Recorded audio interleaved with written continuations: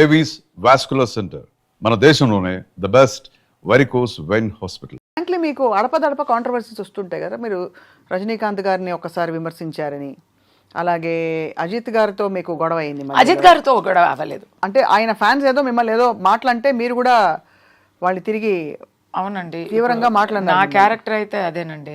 ఇప్పుడు కూడా ఎందుకు నాకు ఇలాంటి కాంట్రవర్సీస్ వస్తున్నాయి, నేను ఒక సమస్య అంటే లేదు. నేను ఒక టాపిక్ ఉంటే ఇప్పుడు ఎక్కడైనా స్పెషల్లీ లేడీస్కి ఎక్కడైనా ఒక అన్యాయం జరుగుతుంది లేదా ఎక్కడైనా ఒక తప్పు జరుగుతుందంటే నేను ఎప్పుడు నేనే first I not only do I talk, I take action also. నేను నాకు దెబ్బ తగలాలని కాదు. ఇప్పుడు ట్రిషా గురించి ఇక్కడ ఒక పెద్ద ప్రాబ్లం, తమిళనాడులో ట్రిషా గురించి ఒక యాక్టర్ ఒక చాలా ఎలా ఒక టైప్లో మాట్లాడారు. ఆయన ఒక జోక్ అని అనిపించి పబ్లిక్గా ఓకే నేను చెప్పనా, త్రిష గురించి ఆయన ఆ పిక్చర్లో విల్లన్ అండి. ఆ విల్లన్ యాక్టరు మన్సూర్ అలీ ఖాన్ అని ఒక actor. He thought he was joking. He thought ట్రిషాతో నాకు కాంబినేషన్ ఉందంటే నేను విల్లన్ నటి కదా, విల్లన్ నటుడు కదా, నేను ట్రిషాని రేప్ చేయబోతున్నాను, అలాంటి సీన్స్ ఉంటాయి అని అనుకొని వెళ్ళాను, నాకు కాంబినేషన్ కూడా లేకపోయింది పిక్చర్లో అని ఆయన జోక్ చేశారు. కానీ అది ఆ joke it's done in bad taste అని అనిపించింది. అవును, మరి చాలా సో అప్పుడు వి వాయిస్డ్ అవుట్. ఒక సందర్భంలో సేమ్ త్రిష, ఇప్పుడు నాకు కాంట్రవర్సీ అని అనుకోకండి, అందరికీ వస్తాయి. ఏం చెప్పకుండా ఉంటే కూడా వస్తాయి. ఎక్కడో ఒక మూలలో తను పని చూసుకొని అక్కడ ఏదో చేస్తున్న త్రిష గారికి ఎవరో ఒక పొలిటికల్ లీడరు రిసార్ట్లో మేమందరూ ఉన్నప్పుడు వీళ్ళందరూ ట్రిషానే అడిగారు కదా, ట్రిషానే పిలిపించారు కదా అనేసారు. దీంట్లో ట్రిషా తప్పేముంది? దాన్ని మేం చెప్పలేదు. It is not at all. మీరు అడుగుతున్నారు కదా మీరు ఏమైనా మాట్లాడితే వస్తుందా అని. మాట్లాడకపోతే కూడా లైమ్లైట్లో ఉండే వాళ్ళకి వస్తుంది, వచ్చింది పాపం త్రిషాకి. Let me finish. I was the first person to stand for her and then everybody up to Chiranjeevi garu everybody stood for her. అది నెక్స్ట్. ఇప్పుడు సమంతకి వచ్చింది కదా, వచ్చిందా? దాంట్లో సమంత బాధ్యత ఏముంది? అసలు లేదు. She must been very hurt. Of course అందరం ఖండించాం ముక్త కంఠంతో. ఏం కనెక్షనే లేదు కదా. సమంత పేరు ఆ దాంట్లో ఎందుకు రావాలి? There is no connection. మీకు ఎవరి మీదో పంతం ఉండి ఎవరి మీదో ఆరోపణ వేయాలంటే దానికి మీరు ఎవరి పేరు తీస్తున్నారండి? అది so everybody said that is wrong. So అలాంటి కాంట్రవర్సీస్ నేను ఇమీడియట్లీ మాట్లాడుతున్నాను కాబట్టి నాకు ఎక్కువ వస్తాయి. ఇప్పుడు నేను రూలింగ్ పార్టీకి విపక్షంగా మాట్లాడుతుంటే నాకు రావా? ఎన్నో వచ్చాయి ఆల్రెడీ, మీకు తెలియలేదు. నన్ను తాగబోతూ అంటారు, నన్ను అక్రమ సంబంధాలు, రోజు ఒక అక్రమ సంబంధం నాకు వస్తుంది. ఎవ్రీడే ఒక సంబడితో యూర్ టోల్డ్ డైరెక్ట్లీ. ఎలా తెలుస్తుంది మీకు ఇది? నా సోషల్ మీడియాలో అంతా వచ్చి రాస్తారు. ఈ రోజు వచ్చి ఒక పొలిటికల్ లీడర్ బర్త్డే, ఈరోజు 8th November. ఆయనతో నేను ఒక 2-3 years ముందు బర్త్డేకి కలిసి ఒక ఫోటో తీసుకున్నాను. ఆ ఫోటోని పెట్టి ఈ రోజు వరకు ఏమో నాకు ఇంకా పెళ్లి చేయించలేదు అంతే. ఆల్ సార్ట్స్ ఆఫ్ దాని గురించి వీళ్ళందరూ ఒక అజెండాతో మనల్ని ఇలాంటి చేస్తుంటే I don't care about it. నా క్యారెక్టర్కి రంగు తక్కువ అని చెప్పి డైరెక్టర్ శంకర్ గారు, భారతీ రాజా గారు ఇదంతా వదిలేయండి. ఇదంతా ఎందుకంటే ఇవన్నీ కరెంట్ ఇష్యూస్. ఇంకా తెలుగులోకి రాలేదు కాదు, మీరు తెలుగు వారి సపోర్ట్ అడిగారు కస్తూరి గారు.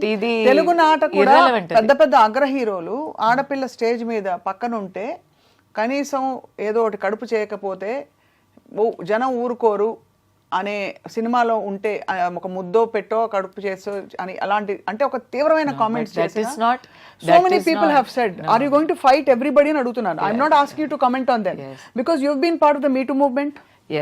మీటూ మూవ్మెంట్లో మీరు గణమెత్తి చెప్పారు. మీటూ మూవ్మెంట్లో 100 కోకళ్ళలు విక్టిమ్స్ బయటకు వస్తున్నారు, కంప్లైంట్ చేస్తున్నారు, పెద్ద జోక్ అయిపోయి nobody has stood by anybody so far.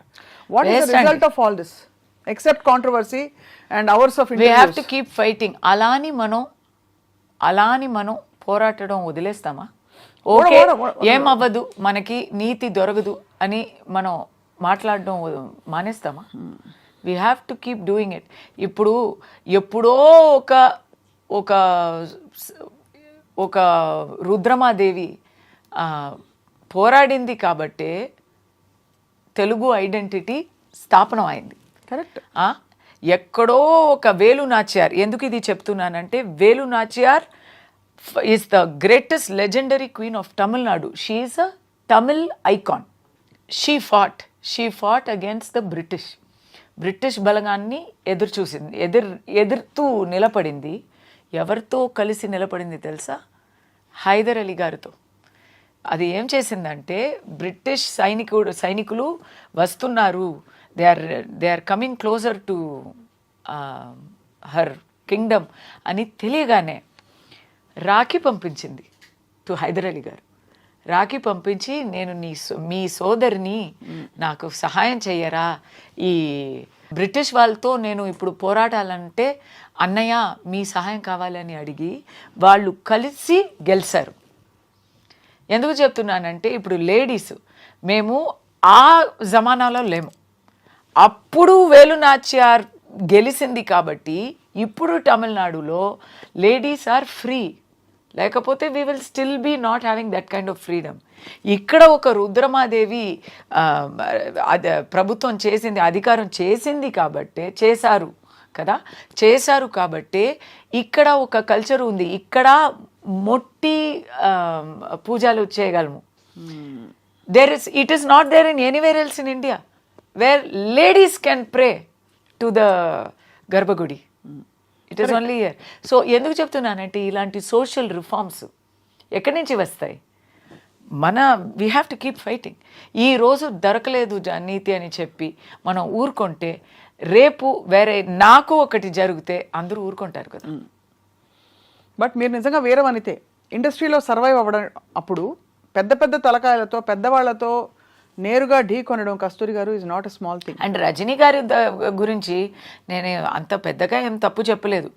ఆయన పాలిటిక్స్కి వస్తానని చెప్పినప్పుడు ఈయన ఏంటండి పాలిటిక్స్ అని ఎన్నో రోజులుగా చెప్తున్నారు అని కమెంట్ వేశాను. తర్వాత నేను రజనీ గారు పిలిచి ఆయన కోసం వెళ్ళి మాట్లాడాను. He made me his spokes person. నేను ఇలా వస్తాను అని చెప్పి చాలా నాతో మాట్లాడేవారు.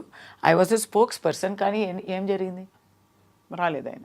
నేను చెప్పినట్టే జరిగింది. ఎందుకు చెప్తున్నానంటే, కాంట్రవర్సీ మీరు నయనతార గురించి మాట్లాడారు, శంకర్ గురించి మాట్లాడారు. నేను చెప్పింది అంత నిజమే కదా. అది ఎందుకు మీకు అనిపించట్లేదు?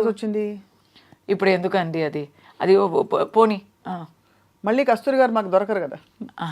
పోనీ let pass be pass. But నేను చెప్పిందే అప్పుడు కూడా కరెక్ట్గా వచ్చింది. ఎప్పుడు ఒక విషయం చెప్పనా, అందరికీ నచ్చినట్టు అబద్ధం చెప్పడం చాలా ఈజీ. లేదు, ఏం చెప్పకుండా ఉండడం ఇంకా ఈజీ లేదు. ఇప్పుడు అబద్ధం చెప్పడం కన్నా ఊరుకోవడం ఇంకా దారుణం, ఇంకా బీభత్సం అనేది నా ఆలోచన. బట్ ఎందుకు ఏదో ఒక అరాచకం జరుగుతుంది, ఒక అన్యాయం జరుగుతుంది మా కళ్ళు ముందే అంటే అది చూసినా చూడనట్టు అలా వెళ్ళిపోతే అది అరాచకం జరిగినప్పుడు మాట్లాడాలి. కరెక్ట్ కస్తూరి గారు. బట్ అదర్వైజ్ జనరల్ గా జరిగే విషయాలు, అనేక విషయాలు విచ్ డజంట్ రియలీ ఇంపాక్ట్. అవునండి. ఇప్పుడు డొనాల్డ్ ట్రంప్ గెలిచారు, దానికి కూడా మాట్లాడాను. అది అవసరం లేదు. అలా చూస్తే మాట్లాడమే అవసరం లేదు, ఎవరికి మాట్లాడడం అవసరం లేదు. ఇప్పుడు అందరూ ఇన్స్టాలో ఉన్నాము, ఇన్స్టాలో ఫొటోస్ పెడుతున్నారు, అందరూ పెడుతున్నారు. అవసరమా? ఖచ్చితంగా సమాజానికి, సోషల్ రిఫార్మ్కి అలా we never know where it will become. అదే what will become. But you should voice out. You like to express yourself. కాదు, దాని మాత్రం కాదు. ఇప్పుడు నేను ఈ రోజు ఫోటో పెట్టలేదంటే మర్చిపోతారు కదా. They will ask. We have to be in contact with our people, with our world. మీకు ఇప్పుడు నేను లాస్ట్ 1 వీక్గా ఏం చెప్పలేదు. I also don't daily photo పెట్టి డైలీ సెల్ఫీ కమెంట్స్ అలా నేను చెప్పలేదు. I never do. But you want to be directly engaged with the people. But I only comment on things that affect me. Something strong ఉంటే నేను cricket గురించి, క్రికెట్లో ఇప్పుడు New Zealand India series అయింది, దాని గురించి నేను కామెంట్ కూడా చేయలేదు. ఎందుకంటే అంత వర్స్ట్గా ఉండింది. So I didn't even feel like typing. so do you have ఎందుకు మాట్లాడుతున్నావు, మాట్లాడక ఊరుకుంటే బెటర్ కాదా అని చెప్తే, మాట్లాడుకుంటే ఇప్పుడు వరకు జరిగిన రిఫార్మ్స్ ఏవి జరిగేవి కాదు. సో అయితే మాట నుంచి వచ్చిన మాట నుంచి తప్పులు వచ్చినా పర్లేదు, మాట నుంచి సమస్యలు వచ్చినా పర్లేదు, కానీ మూకగా మాత్రం ఉండకూడదు. అంతే, ఉండకూడదు. ఎందుకంటే అప్పుడు ఏం చెప్తారు తెలుసా, నువ్వు అప్పుడు మాట్లాడలేదు, ఇప్పుడు మాట్లాడలేదు, అప్పుడు మాట్లాడలేదు, అప్పుడంతా ఊరుకొని ఇప్పుడు నీకు వచ్చినప్పుడు మాత్రం మాట్లాడుతున్నావా అంటారు. కాబట్టి వెల్ వ్యాలిడ్. అంటే మీరు నేను విమర్శాత్మకంగా అడగలేదు కస్తూరి గారు. నేను అలా I really wanted to understand. మీరు తరచుగా యువర్ కోటింగ్ కాంట్రవర్సీ అని. ఉదాహరణకి మీరు అన్నది పాయింట్ 100% రైట్.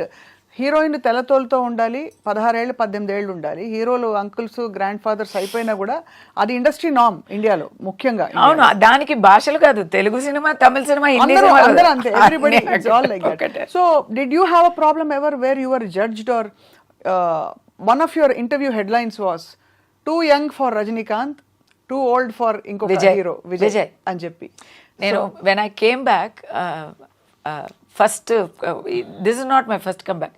నాకు ఫస్ట్ టైం పెళ్ళి చేసుకొని వెళ్ళి తర్వాత నాకు ఒక అమ్మాయి పుట్టి నేను వచ్చాను. అప్పుడు కాలా పిక్చర్కి నన్ను హీ వాంట్స్ టు కాస్ట్ మీ, ఏమేమో ట్రై చేస్తున్నారు, బట్ ఆ క్యారెక్టర్ ఈశ్వరీరావు గారు చేశారు. ఈశ్వరీరావు గారు కొంచెం ఫిట్ అయ్యారు. నేను ఇప్పుడే ఇలా ఉన్నానంటే అప్పుడు 10 years ముందు కదా. So it was not working out for him. And mister Ranjith the director wanted to cast me so badly. He is saying, నువ్వు ఇలా ఉన్నావే అమ్మా, can you please gain weight within 15 days అంటే నేను ఏం చేస్తానండి.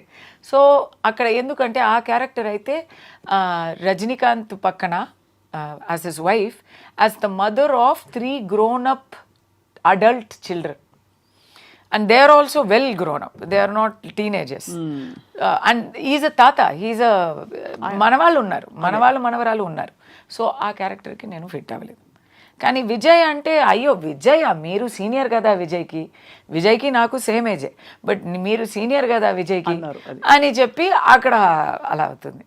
ఇలాంటి తిరుశంకు స్వర్గాలు ఉంటాయి, చాలా ఉంటాయి. బట్ ఇప్పుడు ఏం చేస్తున్నారు కస్తూరి గారు మీరు?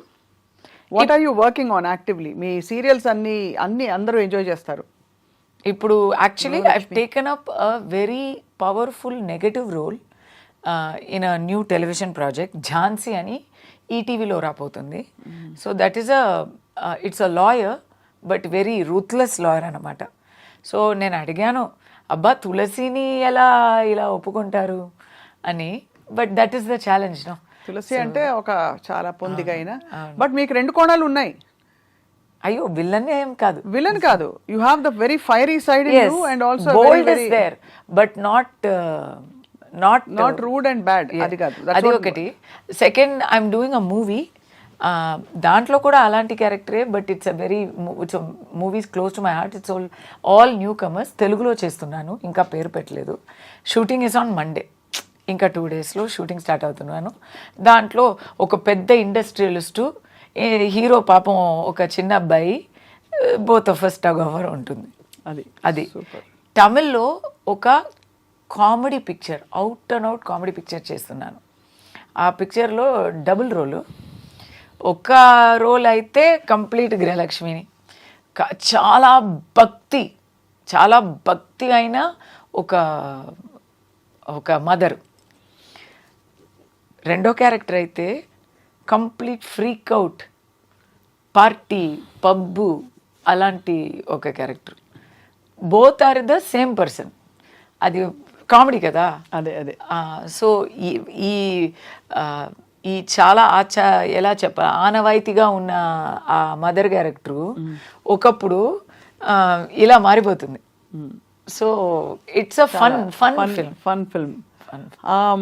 మరి ఇంత జరుగుతూ మరి పిల్లల్ని మిస్ అవ్వరా, మీ వారిని పిల్లల్ని? అందరూ అమెరికన్స్ అని వినికిడి. అమెరికన్స్ అంటే ఇండియన్స్. యాక్చువల్లీ దిస్ ఇయర్ అన్ని కొంచెం మారిపోయాయి. టిల్ లాస్ట్ ఇయర్ నేను ఐ వాస్ దేర్ మ్యాక్సిమం, ఇక్కడ కొంచెం అక్కడ ఎక్కువ అని ఉన్నాను. దిస్ ఇయర్ ఎలా అంటే అబ్బాయి కూడా ఇక్కడే, he's going to school here from last academic year. So అదే చెప్పాను కదా, ఒకే అసైన్మెంట్. వాడు ఎప్పుడు తెలుగులో మాట్లాడతాడు అప్పుడు తిరిగి వెళ్దాం అని నిర్ణయం. అంతే. అవును, తెలుగు వచ్చే వరకు నోటితో తెలుగులో మాట్లాడే వరకు వదిలే ప్రసక్తే లేదు. ప్రసక్తే లేదు. అది ఒకటి. ఇంకోటి ఏంటంటే ఇప్పుడు ఐఎమ్ ఆల్సో లాంగ్ ఇయర్స్ అయిపోయింది, మోర్ దెన్ 20 years. సో కొంచెం ఇలాంటి ఫ్లెక్సిబిలిటీ ఉంది, ఉంటేనే బాగుంటుంది. అండ్ మీ career కి మా అమ్మాయి కూడా ఇప్పుడు షీజ్ ఇన్ కాలేజ్, సో అది హాస్టల్లో ఉంది. అది కంపల్సరీ. అమ్మాయి ఆరోగ్యం పూర్తిగా కుదుటపడిందా కస్తూరి గారు? చెప్తాను. Very moved to yes, because she came from, అంటే ఏం చెప్పాలి, మృత్యుని అలా మొట్టి మళ్ళీ అక్కడి నుంచి లాగేసి తీసుకొచ్చాము. లుకేమియా నుంచి తను. అవును, అదంతా అయిపోయిందండి. అది మేము మర్చి కూడా పోయాము. The only thing that I make, ఆ స్మరణంగా ఆ మెమరీలో నేను I'm helping some children for their medical expenses. నా అమ్మాయి పేరు మీదనే పెట్టి మను మిషన్ అని ఐఎమ్ డూయింగ్. What was